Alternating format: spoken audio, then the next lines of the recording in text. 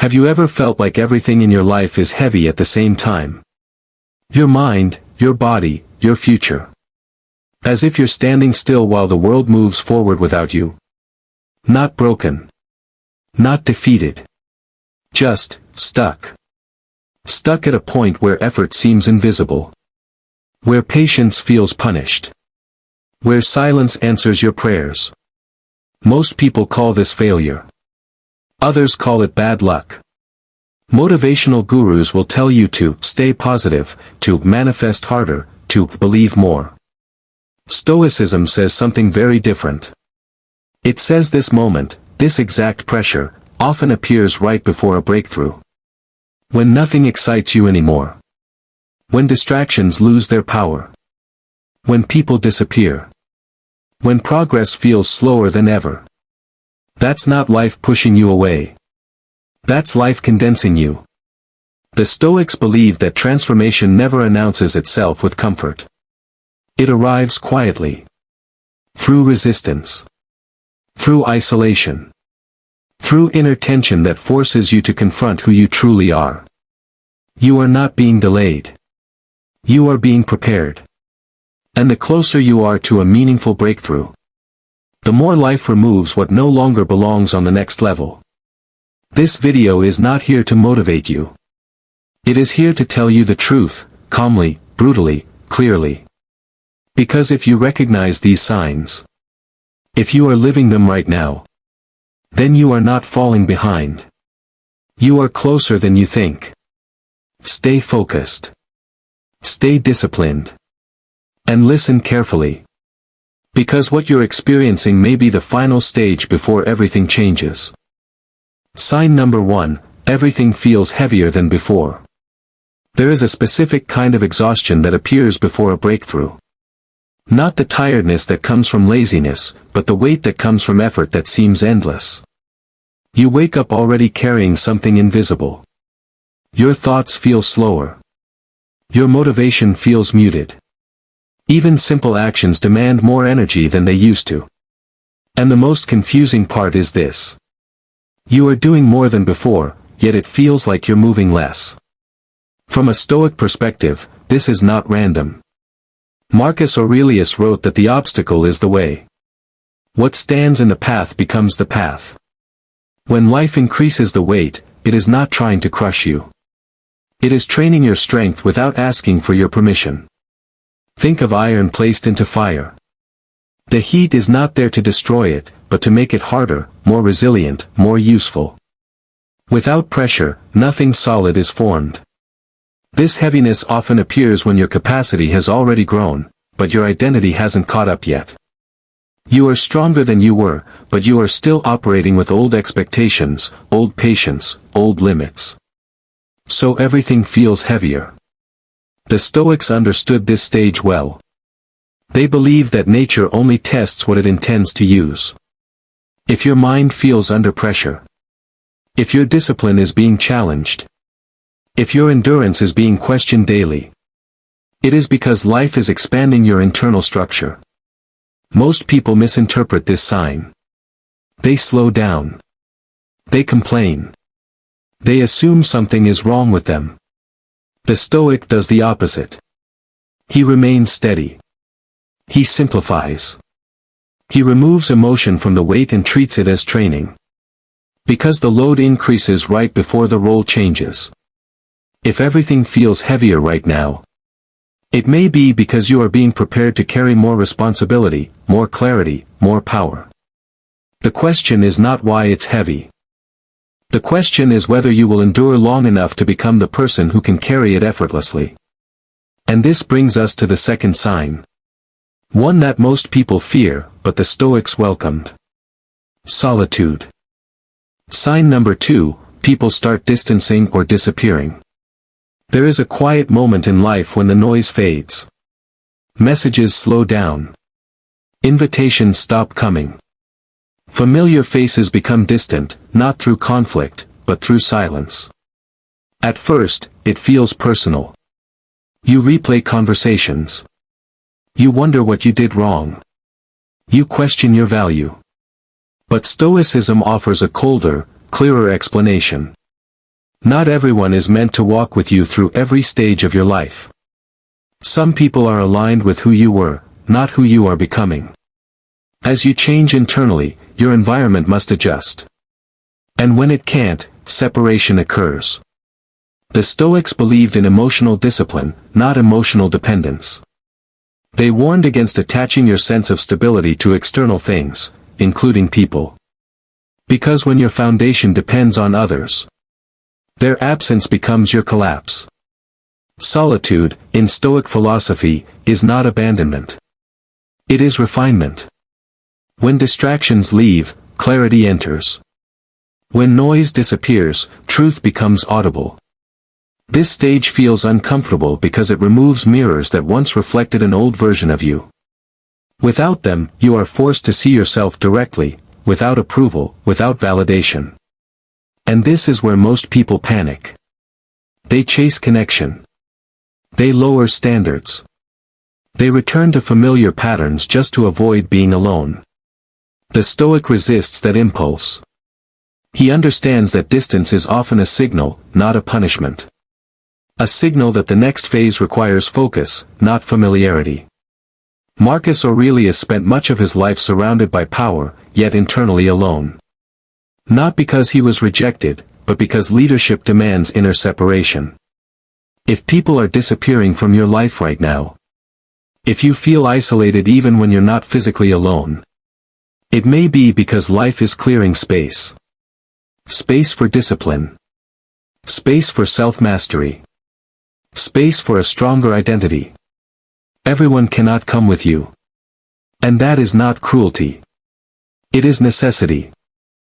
Because before a breakthrough, life often removes the crowd. So you can finally hear your own mind. And once that happens, another sign begins to appear. A strange one. You start losing interest in what once excited you. Sign number 3, you lose interest in what once excited you. There comes a phase where pleasure stops working. The things that once distracted you no longer satisfy. Entertainment feels empty. Achievements feel muted. Even goals you chased for years suddenly seem irrelevant. This is not laziness. And it is not failure. From a Stoic perspective, this is detachment in progress. The Stoics taught that desire binds the mind to illusion. What excites you controls you. What you depend on weakens you. So when old sources of excitement lose their grip, it is often because your mind is outgrowing them. This stage feels dangerous because it creates a void. A quiet space where stimulation no longer fills the silence. Most people rush to escape this feeling. They seek stronger distractions. More noise. More consumption. But Stoicism warns against this reaction. Because this emptiness is not meant to be filled. It is meant to be observed.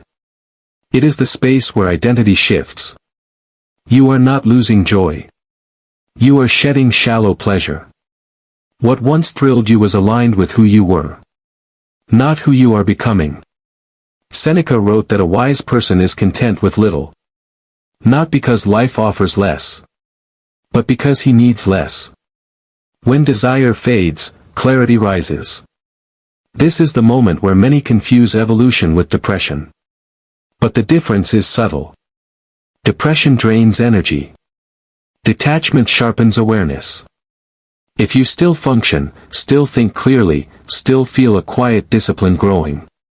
This is not collapse. It is simplification.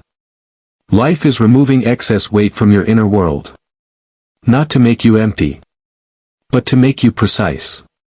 And precision is required for the next phase. Because when external pleasures fall away, there is nowhere left to hide. Which leads to the fourth and final sign. The most uncomfortable one of all. You are forced to face yourself. Sign number 4, you are forced to face yourself. At this stage, there is no more escape. No distraction strong enough. No noise loud enough. No person close enough to silence what rises inside you. You are left alone with your thoughts. Not the surface thoughts, but the ones you avoided for years. Regrets. Patterns. Excuses. Fears you never named. Stoicism does not see this moment as cruelty. It sees it as initiation. Before you can rule your external world, you must confront your internal one.